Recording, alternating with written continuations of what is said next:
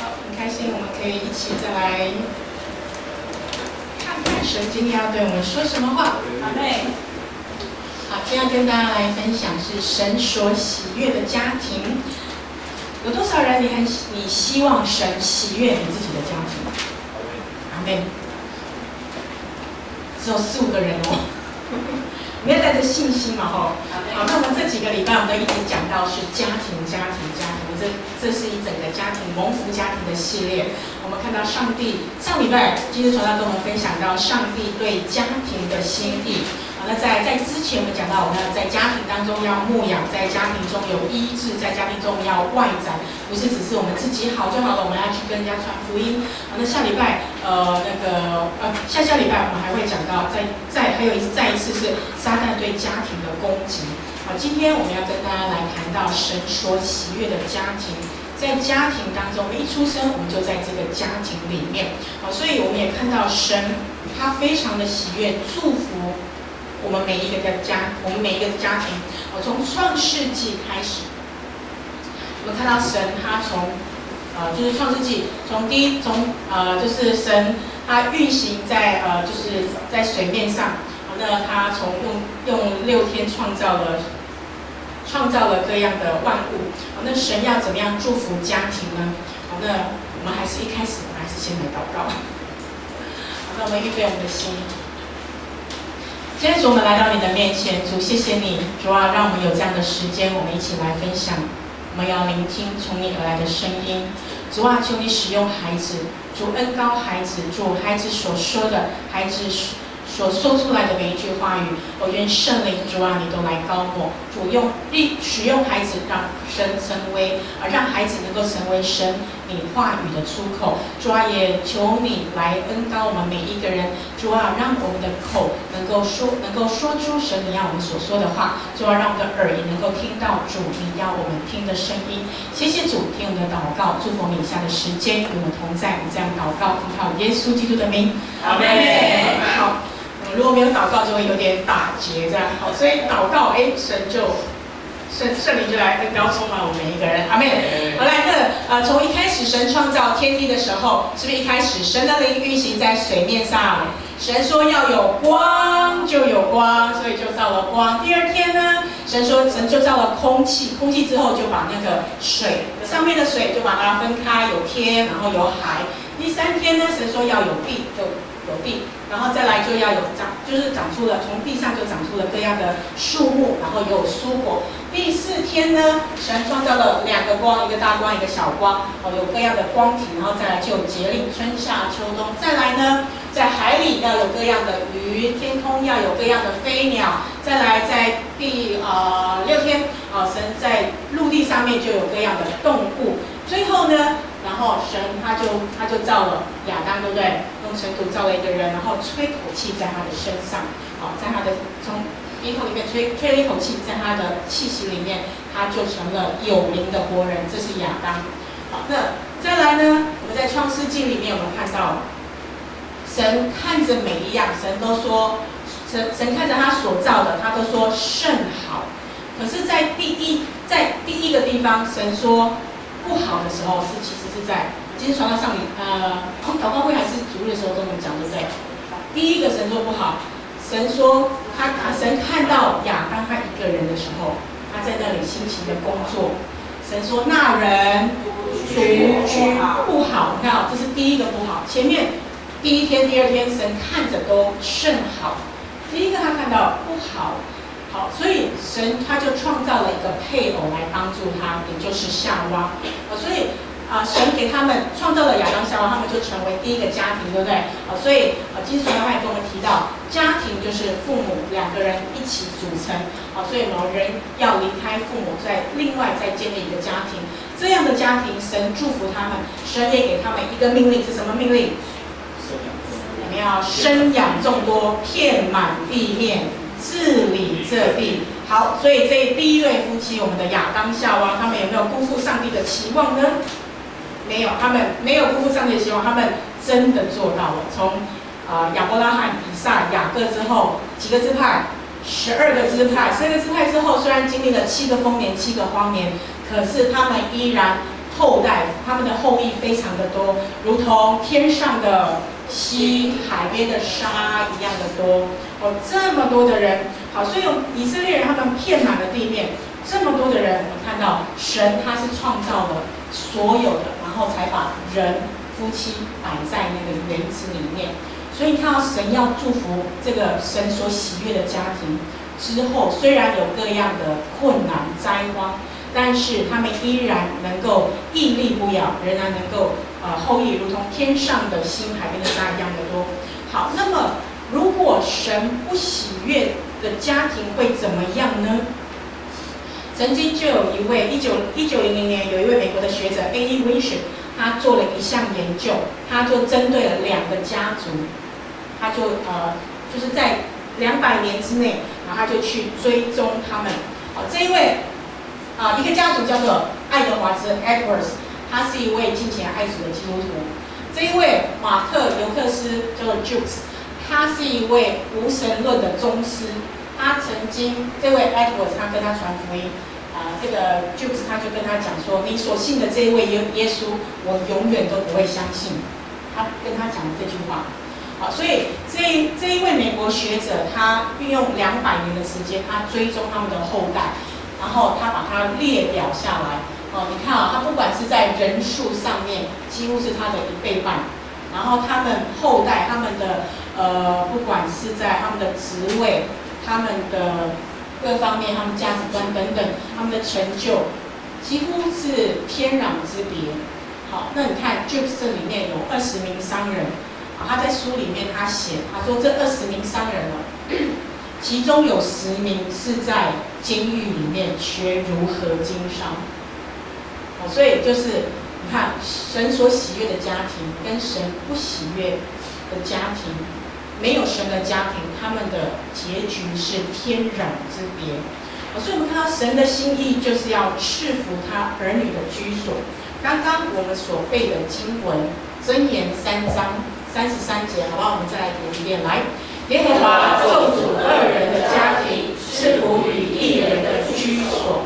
所以我们要努力让我们的家庭成为神他所喜悦的家庭。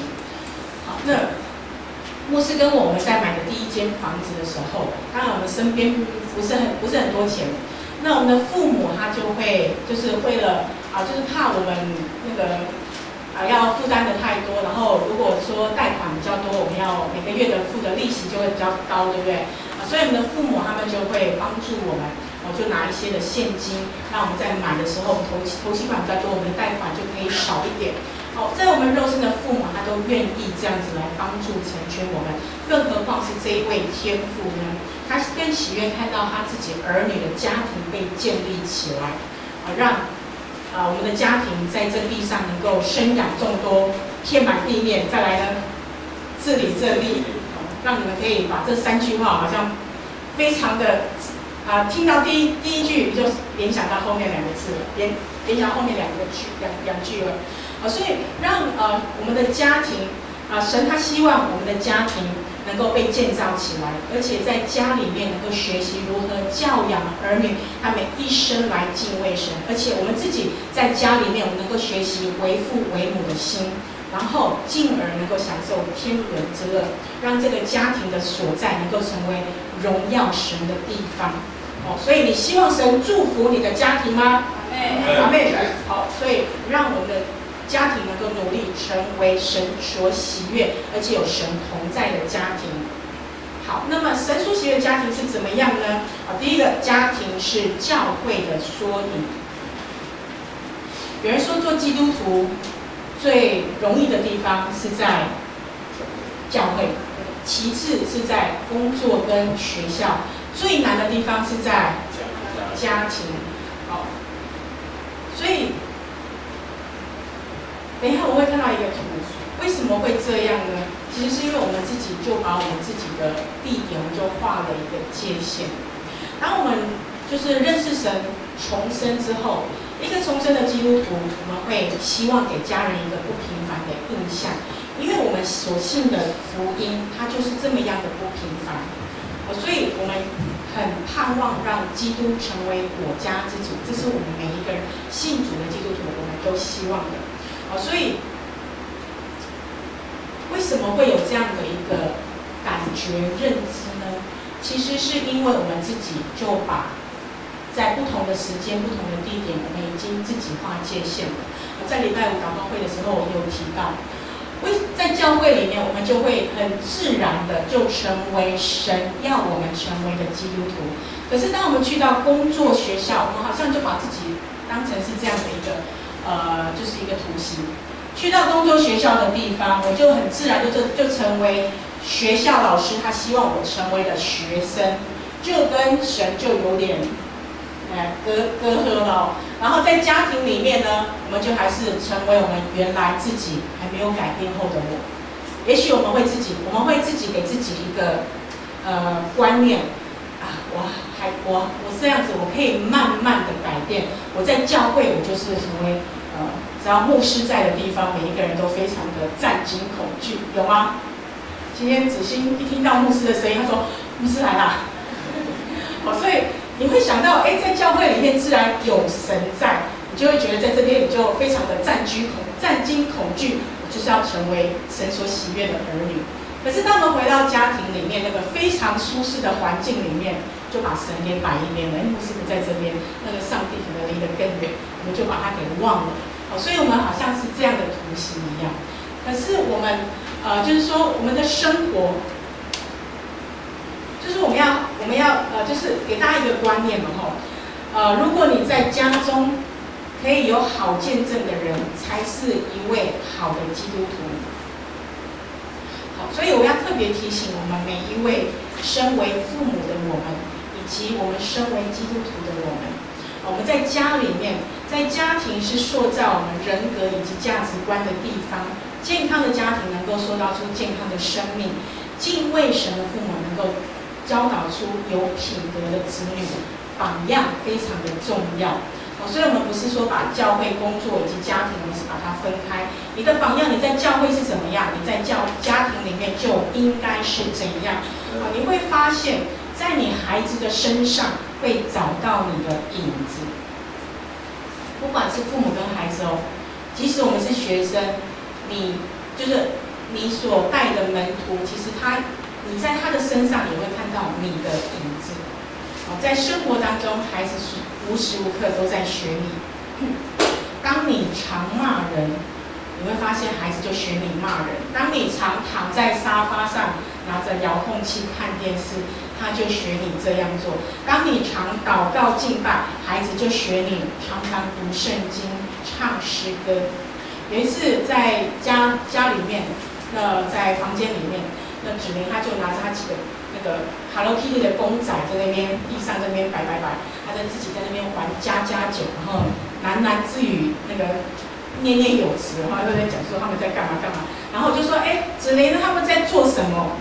因为摆了好多个 Hello Kitty 的公仔在那边，然后他就说他们在参加祷告会，这个人在这边他在台上带敬拜赞美，然后在那边带祷告会，然后这边是讲台，然后这边是好多的人，他们坐在椅子上，他连椅子还有人都把它摆好了。所以很特别，真的，我就是很惊讶说，他怎么会这样子玩那个家家酒？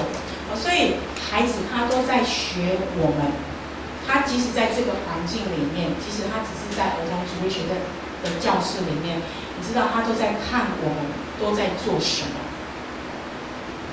所以在今年我们教会是走敬拜年，好不好？我们在敬拜年的这一年当中，我们好好学习如何在各个领域里面，我们都成为一个敬拜神的人。它就好像是这个齿轮一样，它是环环相扣的。你在教会里面学习的，你可以把它带到工作学习场合，以及带到你的家庭里面。要怎么做，我们就在家里面就把它带出来，让我们就是敬拜神，是成为24小时不间断敬拜神的人，这样才是真正敬拜神的。好，那接下来我们要看到神所喜悦的家庭，它是怎么样的？它的根基是什么呢？它有3大根基。第一个是关系，什么关系？不仅是我们自己跟人的关系，还有家人彼此之间的关系，父母彼此之间的关系，儿女彼此之之间的关系，还有父母跟儿女的关系。当你跟神的关系好的话，你会发现你跟人的关系自然就好了。因为你跟神的关系好，你就会觉得，即使这个人他讲的哪一句话，你觉得非常的刺耳，但是因为神的爱，你就可以很快的就可以饶恕，那个关系就不一样。曾经就是有一对夫妻，他们常常吵架。那么他有一个3岁的小孩，然后在教会里面，他们也常去教会。那就有一次他们在教会里面呢，那在教会也会学怎么样那个释放啊、祷告啊。那这一对夫妻有一天晚上，他们又吵得非常的凶。然后当他们在吵得很凶的时候，这位3岁的小孩突然讲了一句话：“奉耶稣基督的名，把吵架的鬼赶出去。”然后这对夫妻他们就听到，对吼，他们为什么要吵架？为什么要在儿女的面前有这样的一个激烈的争执呢？可以好好的沟通。所以因着这样子，他们开始改变。所以在关系上面，让我们不要只是看到那个物质上面的你跟我。曾经高琴他是谁？那个三峡真道教会的许旭传道，他说：“你的敌人不是他，是他背后的那个撒旦的势力。”所以就是这个人，你要跟他争吵，其实不是因为他，而是他背后的那个势力，你反而更要为他祷告。所以关系这个非常的重要。再来就是在现代社会里面，我们常常会因为时间的关系，因为忙，就是忙它常常是一个我们关系的杀手。我们常常会有很多的借口，就是忙。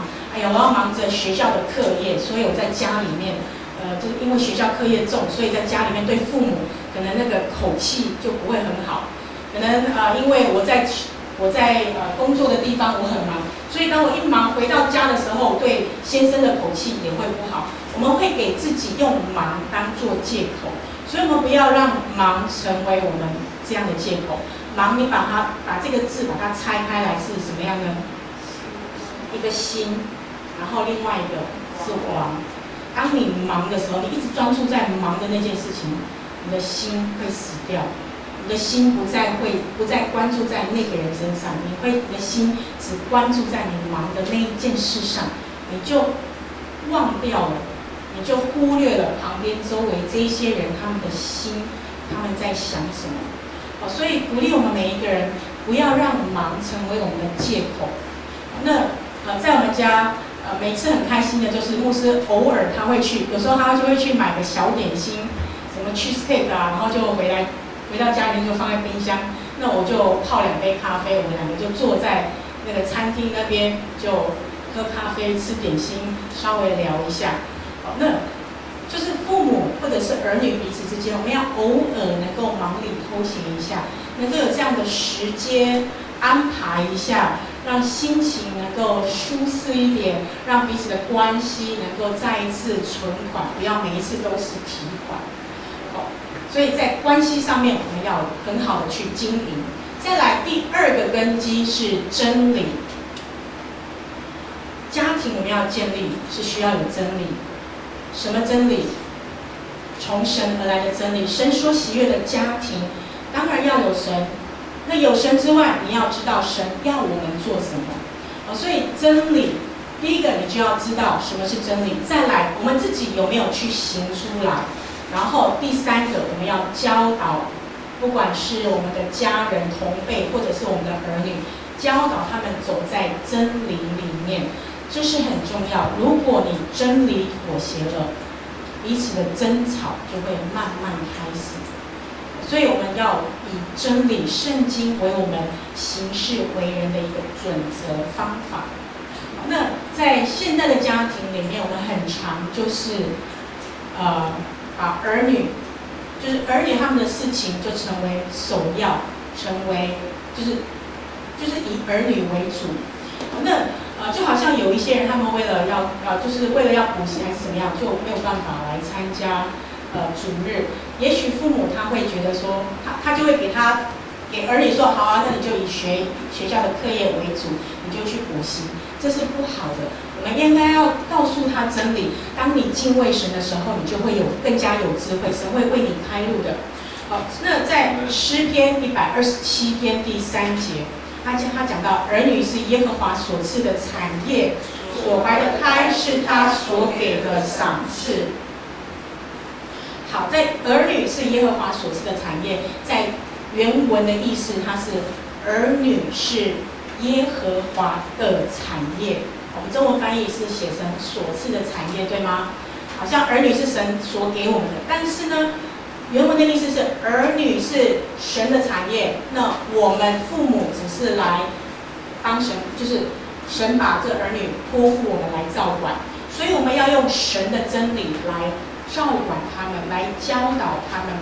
最好的管教就是按着真理来教导儿女，而不是用我们自己的心意去管理、辖制儿女。曾经有一位妈妈，她在帮女儿在选大学，然后爸爸坐在旁边，然后妈妈就看着妈妈，她就拿着女儿的那个单子。其实以前我也会，就问我妈说，填大学要怎么样填。然后就听到这个妈妈，她就在跟女儿讲说：“哎呀，这个大学太远了，在南部。这个大学这还不错。那个蔡英文就是从里面出来的。哎，这个大学还有不错的科系。好，那你就选这个。然后哎，这个不好，真的，这个学校可能女生太少了，你再换另外一个学校。那女儿她就后来就也不知所措。这时候爸爸在旁边就念了一句：又不是你要念大学，管这么多做什么？好，所以。我们对于儿女的话，我们要有一个观念，我们要帮助他分析什么是好的，什么是不好的。再来就是让他自己去做决定。我们不要就帮儿女做决定，我们是要协助他，帮助他能够成长，让他走在真理上。只要他不是走歪了，有的时候让他绕一下路也是好的，他会学习到功课的。所以第二个三大根基的第二个就是让儿女还有我们自己都能够走在真理上，让真理成为家庭的一个根基。家庭如果不把基础建立在神的根基上，就会很容易被撒旦所摧毁。好，第三个根基是我们一起读侍奉。好，家庭成员我们要彼此服侍，我们的关系会更好。如果不服侍的话，通常家里面都会是谁在做？都是妈妈做。早上起来，妈妈，我的衣服在哪里？为什么我的衣服这么少？妈妈应该要洗衣服喽。我们家里好脏哦，只会在旁边念。妈妈，今天我从下课回来，妈妈，我们的饭怎么还没有煮好？肚子很饿呢。会不会我们在家庭里面有这样的一个画面？好，我们家庭里面我们要彼此服侍，不是把这一些侍奉，就是我们要努力的去找机会服侍。当你看到有什么样的缺乏的时候，你要去补足，而不是找机会不服侍、不侍奉。好，在上个礼拜就很惊讶，子琳我在那边煮饭，然后子琳她就突然讲了一句：“妈妈，以后那个桌子我们要放那个垫子，因为我煮菜之后我都会习惯下面有垫子，还有要摆碗盘。”子琳她就说：“妈妈，以后这个摆垫子还有放碗筷的工作都是我来做，你都不要做哦。”我就想说，怎么会突然她有这样的一个话语出来？我觉得她也在慢慢的在学习，在成长。我们在家庭里面，我们要彼此的服侍。当我听到这句话的时候，我是非常的开心。虽然第二天她摆的还是摆的乱七八糟的，但是他摆乱七八糟，我不会说你怎么这样子乱排。我会跟他讲说，子琳，谢谢你帮我排。不过呢，我们要怎么样排？我们要用这个垫子，对，教他，我要把这个垫子弄成像那个 Mickey Mouse 的那个样子啊。然后另外两个是要一个放汤，一个是要放饭的。所以慢慢的教导他，在侍奉当中，彼此服侍当中，他会成长。所以不要因为对方的服侍，然后你就念他，这样子下次他就不想做了。好，那约书亚他有一句名言，他说：“至于我和我家，我们必定侍奉耶和华。”好，所以呢，就是我们在教会里面，我们这样子学习服事的时候，其实儿女他们也会看到之后，他们会在家里面就跟着这样做。所以，让我们能够在家庭里面，我们带出这样的一个，就是一个观念，我们要彼此服事，而且带着我们的儿女一起来服事。服事要怎么样开始做呢？要怎么样带着我们的儿女，我们全家一起来侍奉神？秘诀就在服事从我开始。所以，让我们能够带着敬虔、忠心、持守的服事，你会看到他们慢慢的就跟着你了。刚开始他可能只是看着你做，慢慢的他就跟着你做，之后他就会自己开始去做，不用你叫我。好，那再来，所以这个是家庭的3大根基。如果你真的这样子去做，看重彼此的关系，还有跟神的关系，再来用神的真理来教导我们的儿女，就是带出在家庭里面用真理来实行。再来，我们彼此侍奉，在家庭当中，在教会当中，我们彼此来侍奉。你会发现，你的家庭是一个神所喜悦、幸福的家庭。好，所以这是今天我们要带给大家一个很重要的一个观念，让我们每一天你就想到这个画面：关系、真理、侍奉。好的，那么我们要怎么样建立一个基督化的家庭？好的，神所喜悦的家庭，当然是要一个基督化的家庭。那么第一个，审慎选择你的婚姻。牧师长一直跟我们还没有结婚、还在未婚当中的这些年轻弟兄姐妹们，好，来，第一个，信与不信不要同负一軛。哥林多后书6章14节，他说：“你们和不信的原不相配，不要同负一軛。”好，軛如果套住2头牛，这牛它们方向一定要一致，而且就是方向要一致，他们才能同行。如果信仰不一样，其实就是方向就不一样，是很难一起走的。同样的，如果我们信仰不同的话，我们就没有办法同心为主做工。所以呢，我们现在还在做未婚的，我们要审慎选择你将来的婚姻，不要先看到喜欢了，然后再给自己借口说：“哎呀，他这人也不错啦，没有关系，我再慢慢带他信主就好了。”不，你要先看这个人是不是先是认识神，再来呢，幸福婚姻、幸福美满婚姻的5要。我们即使已经在婚姻当中的每一个人，我们也要做到这5要哦。我们一起来读来，第一个，要有共同的基督信仰；第2，要爱主、服侍主；第3，要无不良嗜好；第4，要会分担家事；第5，要有稳定工作。所以，我们每一个在家庭当中的，就是在婚姻当中，我们要努力共同去经营，我们要每一个都要做到。特别是我们的父母亲，一定要用这样的原则来教导你的儿女。真的，你这5个你都有做到，你婚姻要不幸福都很困难哦。好，共同基督信仰，爱主服侍主。然后，如果你的对方是没有不良嗜好，能够帮你一起做家事，而且稳定工作，婚姻一定幸福的。好，再来建立基督化家庭的第2个，要有前后一致的生活。我们读马太福音5章16节：“你们的光也当这样照在人前，叫他们看见你们的好行为，便将荣耀归给你们在天上的父。”阿们。所以刚刚我看，就是我们有那个2个图，有没有？我们不是生活，不是把它切割了。我在不同的地方是做不同的人，而是我们这样的光是可以照在人前，人前人后，我们都是做同样的人。别人看到我们这样的好行为，你就能够来见证神。当你在家庭、在工作、社会、在学校、教会都是这样，你的家庭一定是一个幸福美满家庭，一定是一个基督化的家庭。好，所以这个匾额是我们，如果我们搬新家，教会一定会送你这样的匾额，是基督是我家之主。所以，既然基督是我们家的主人，我们是神的管家，我们要成为很好的管家。再来就是这个家，不是只是我家而已，而是你所在的每一个地方。当你这样做的话，你会看到这个小字。我去网络搜寻哦，几乎是我家自主的匾额，差不多10个有9个都会有再加上这一句。至于我和我家，我们必定侍奉耶和华。好，这个是约书亚的名言，他在约书亚记24章的15节。好，所以当我们这样做的话，其实耶稣基督是我们家的主人，我们这个家庭就成为神所喜悦的家庭，神就会更多的祝福在我们家中。好，那么第4个，神所喜悦的家庭，我们不只是大家彼此这样而已。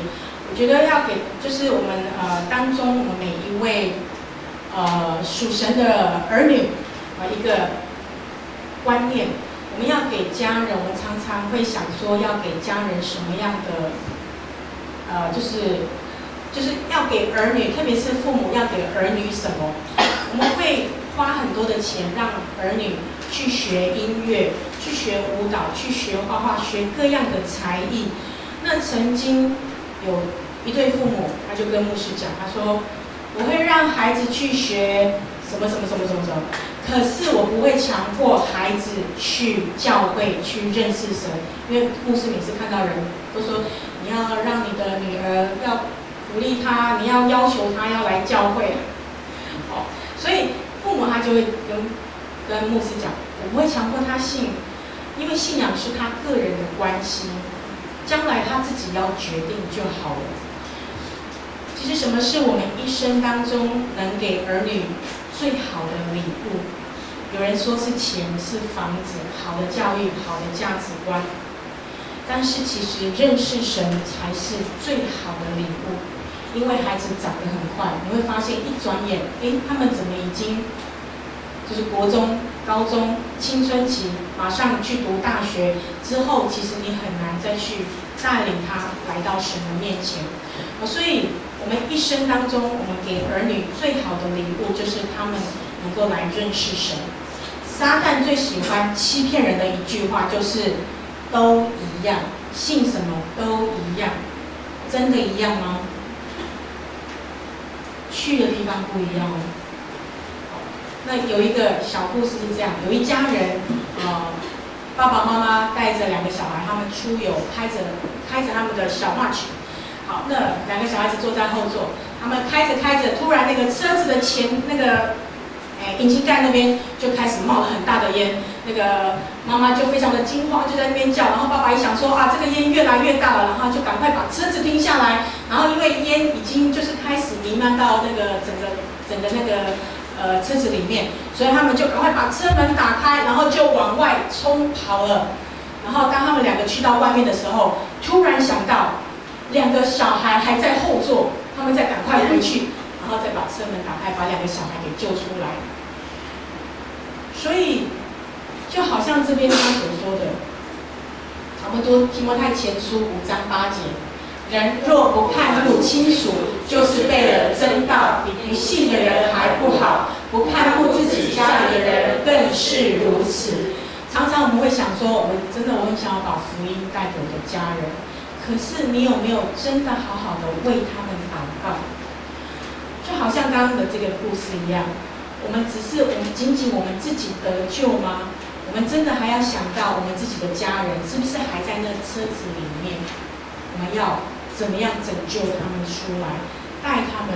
就像刚刚我说的，撒旦说信仰都一样，可是真的我们要去的地方不一样。你要想到他们将来会去哪里，我们就要就是带着他们，然后去到更好的地方。所以真的我们要为我们的家人祷告，特别是儿女。好，为什么呢？来，罗马书1章16节，他说：“这福音本是神的大能，要救一切相信的。”福音是大能，你相信吗？对。所以当你真的相信福音是大能，你告诉他，他能够来认识神，而且能够靠着神得拯救，靠着神他能够得智慧，靠着神能够来引领他一生的脚步的时候，你会发现你的儿女、你的家人，他们会有机会，他们会开始来认识神的。所以真的让我们能够给家人一个最好的礼物，就是福音。当我们把刚刚那个漏斗家庭的3大根基：关系、真理、侍奉，你努力去实行出来，福音不进去他们心里面也很困难。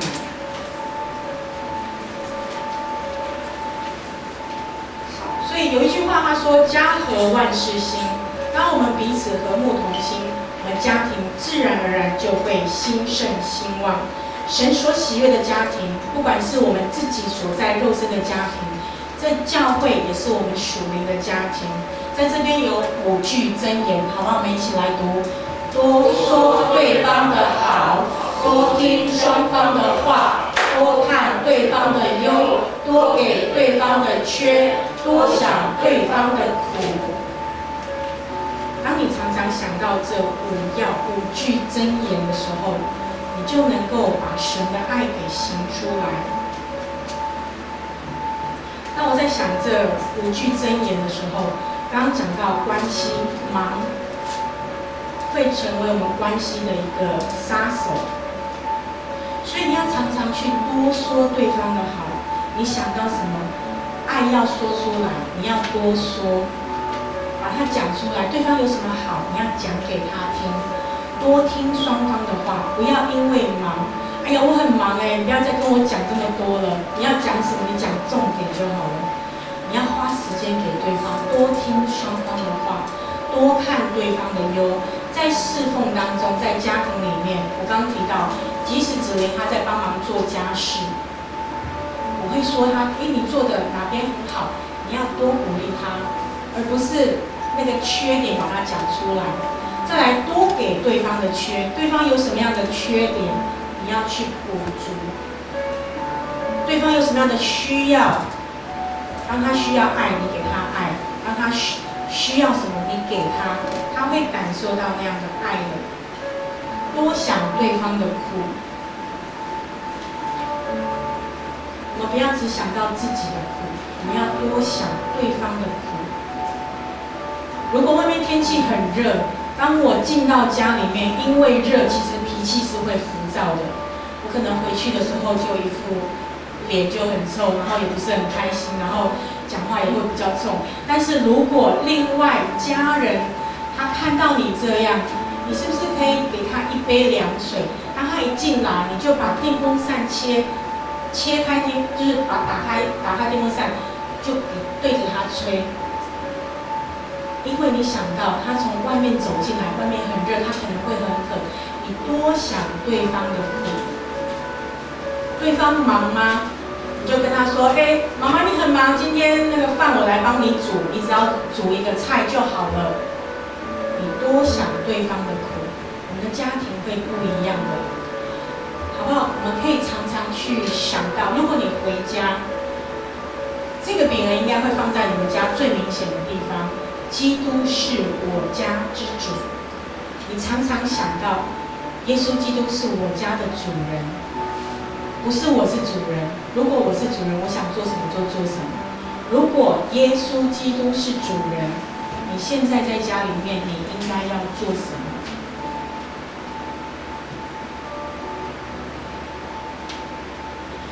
所以好不好？我们可以有一些的时间。可以把眼睛闭起来。神所喜悦的家庭，你可以用想象的。你觉得你们家如果是神所喜悦的家庭，那个画面会是怎样？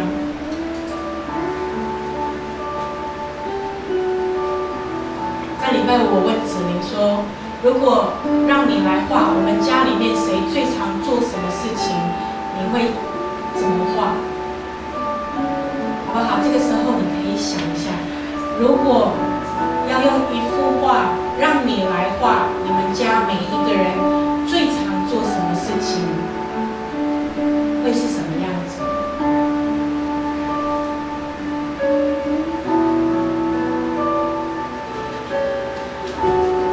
再来，如果我们的家庭被神改变，耶稣基督是我们家的主人，你可以把刚刚的画面把它变成一个动画。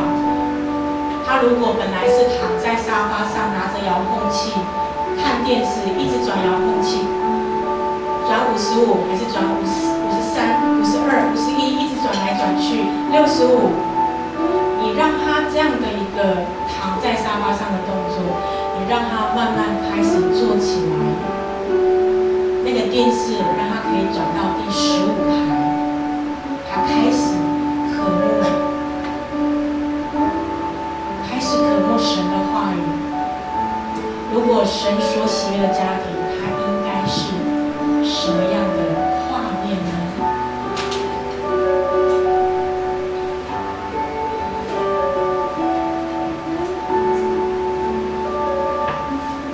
今年是我们的敬拜年，不仅是我们自己敬拜，把我们带着我们的家人一起来敬拜神。知道在地上若有2、3个人奉主的名聚集，神的灵在当中。当我们敬拜的时候，神的荣耀就在我们当中。也许刚开始你会觉得很难，怎么叫都叫不动，怎么讲他还是有原来的老我，好不好？从我们自己开始。当你的家人看到你改变了，会跟着你来做的，